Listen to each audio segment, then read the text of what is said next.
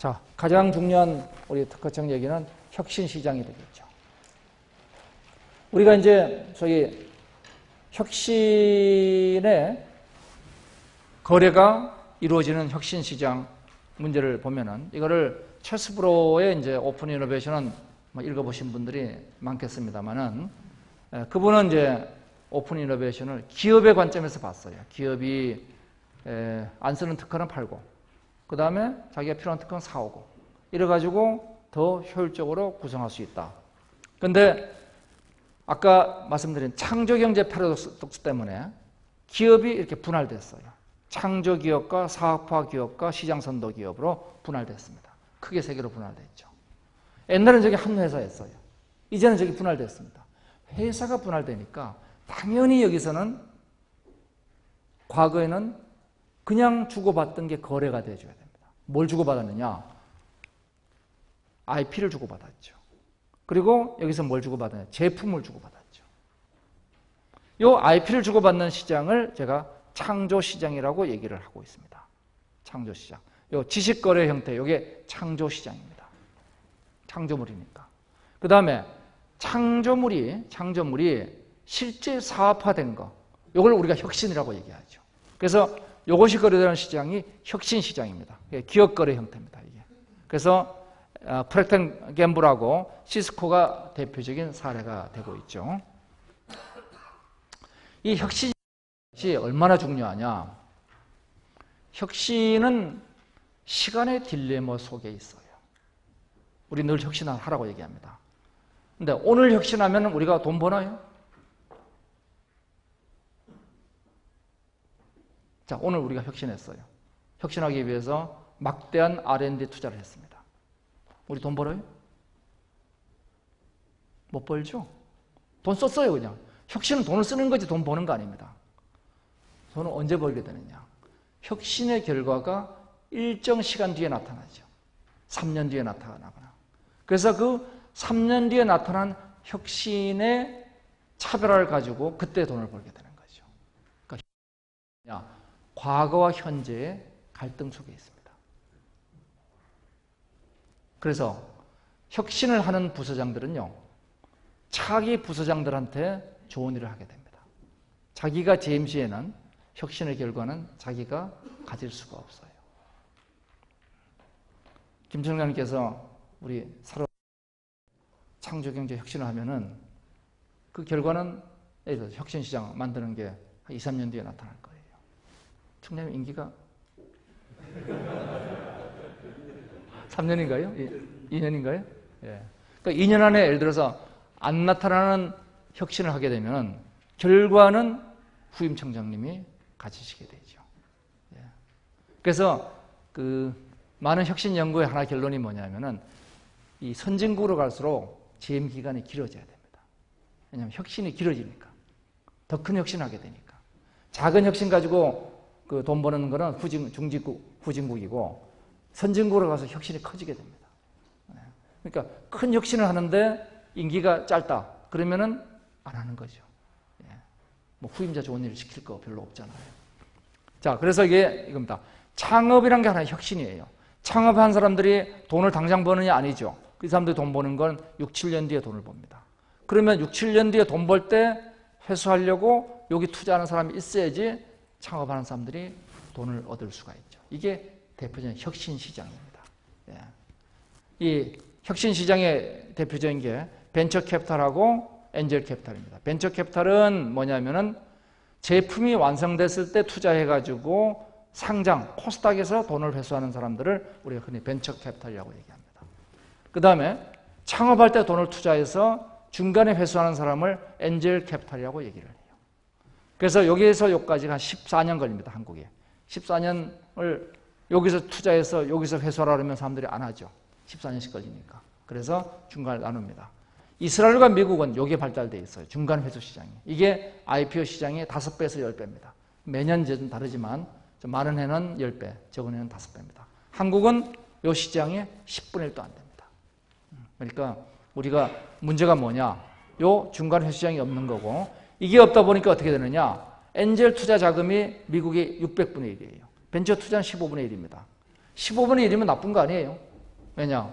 한국과 미국의 국력 차이가 15배입니다. 그래서 대체로 보면 우리가 인식을 할 게 벤처 캐피탈을 한국이 특별히 못한 건 없다. 엔젤 캐피탈은 무지하게 문제가 많다. 이런 거죠. 자, 시스코가 개방형 A&D.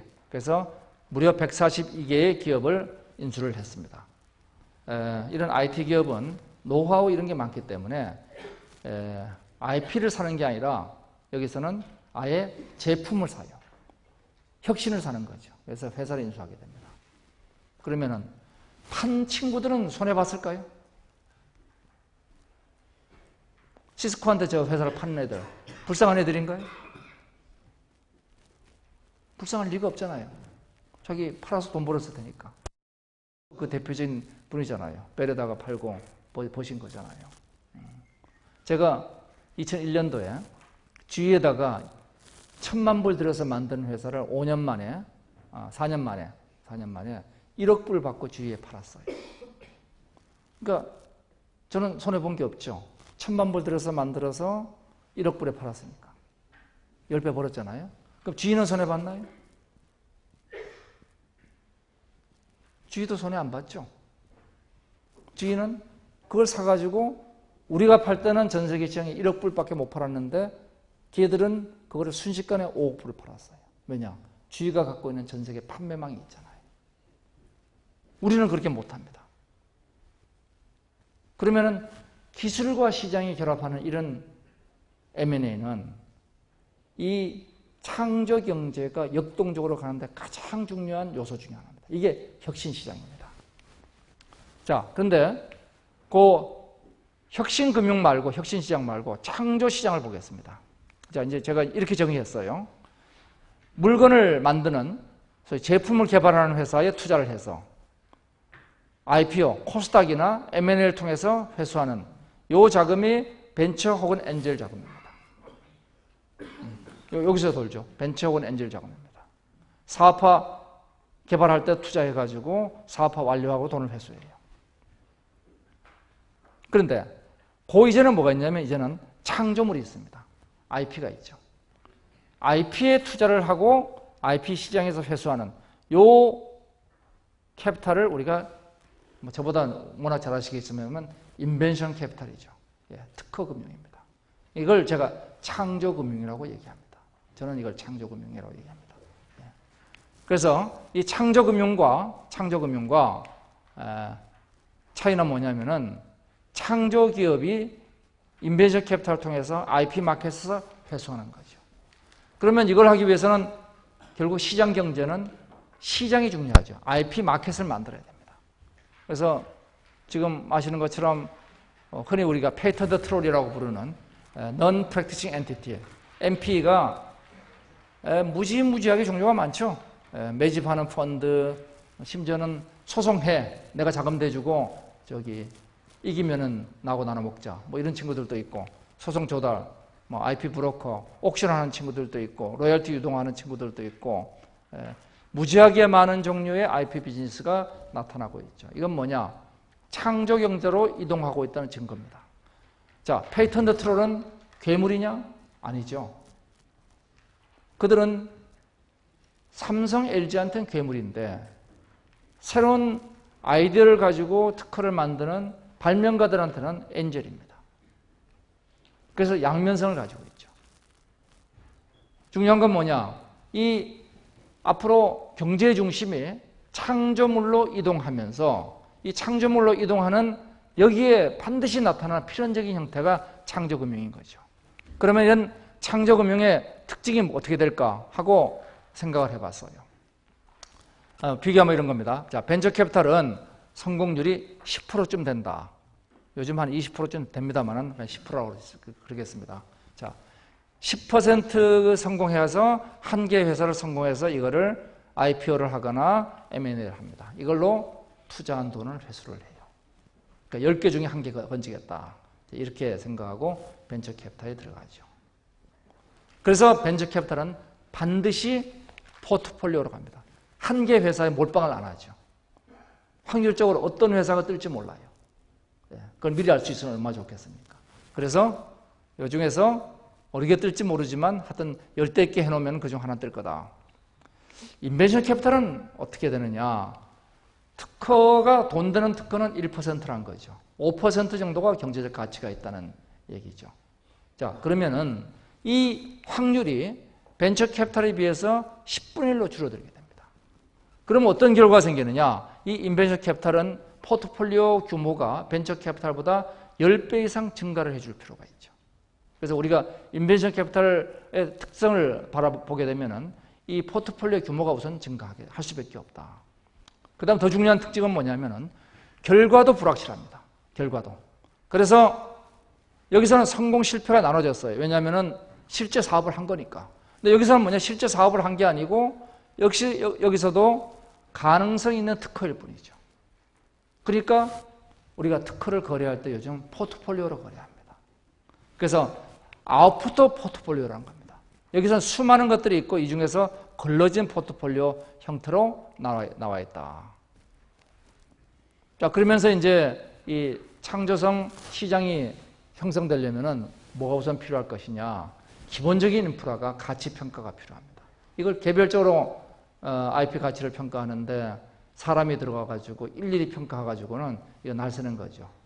기본적으로 코즈의 정리가 노벨 경제학상을 받은 코즈의 정리가 거래 비용이 재료를 수렴하면은 시스템은 최적화된다는 거죠.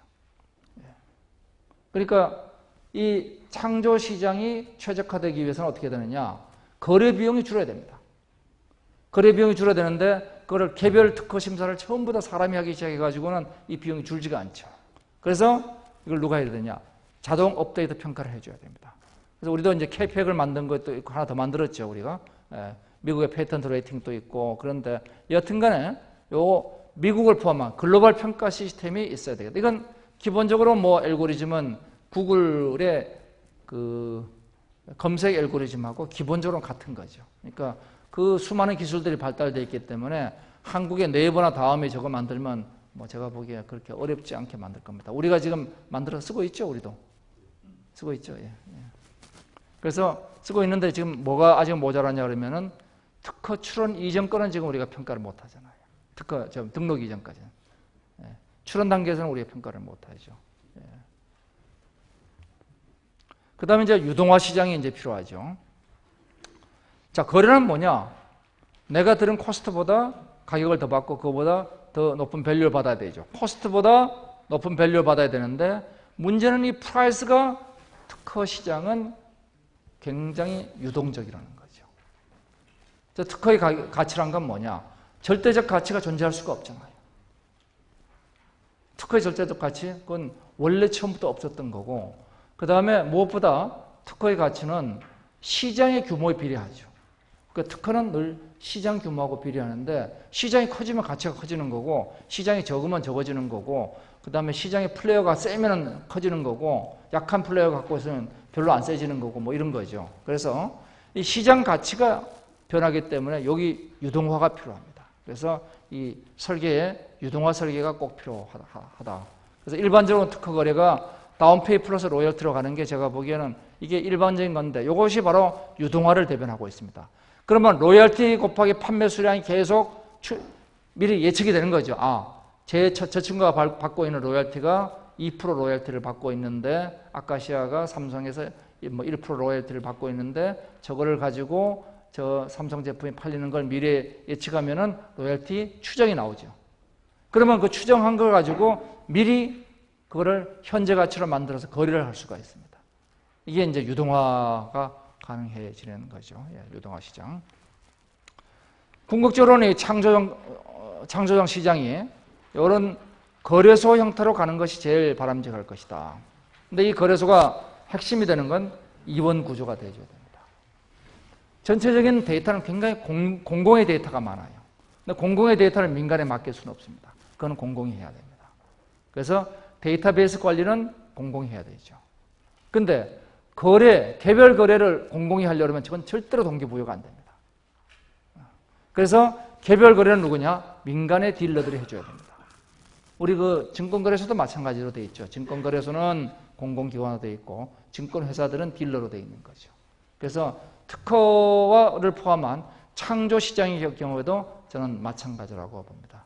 이 경우에도 공공의 역할과 여기 소위 민간의 역할이 나누어지게 되는 거죠.